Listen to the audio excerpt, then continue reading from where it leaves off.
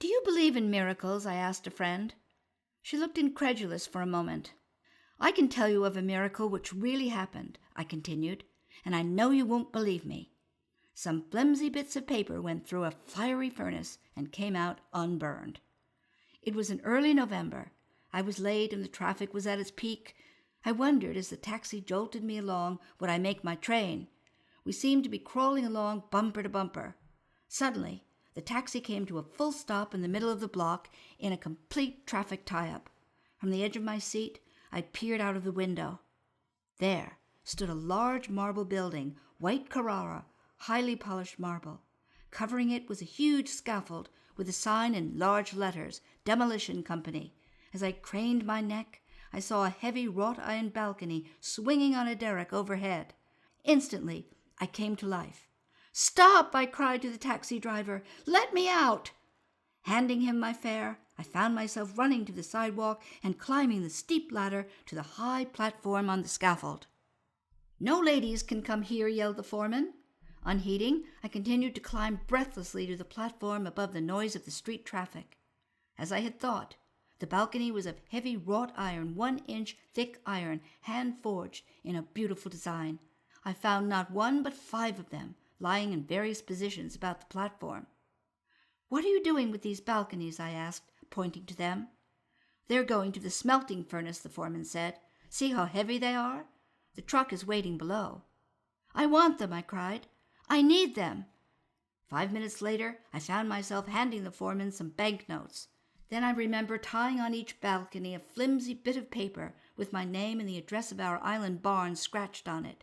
As I did so, I noted with surprise the new coat of black paint on each balcony.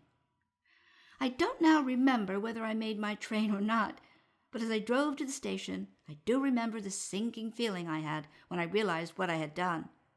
I did not know the name of the foreman. I did not know the name of the demolition company or its address. I knew only that my pocketbook was empty. "Nothing could be more perfect as an adjunct to the grills," I said to Gertrude, "as though one mind had planned and built them together. We will place them, one outside the hayloft window, the others inside as a bedroom balcony." "If they come," said she. Months passed. No balconies were heard from. My folly seemed supreme.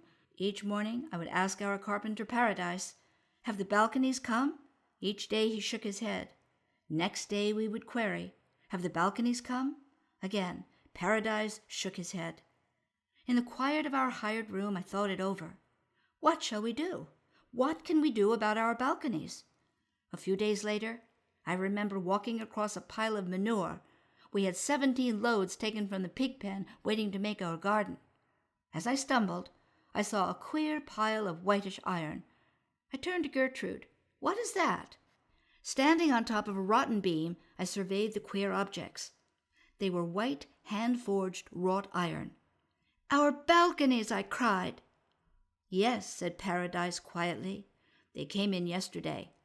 They look as though they had been through a fiery furnace. No longer had they their coat of shiny black paint. They were clean and whitish, as iron is when it comes from the blacksmith's forge. They had been through the fiery furnace." "Shadrach, Meshach, and Abednego!" I cried out loud.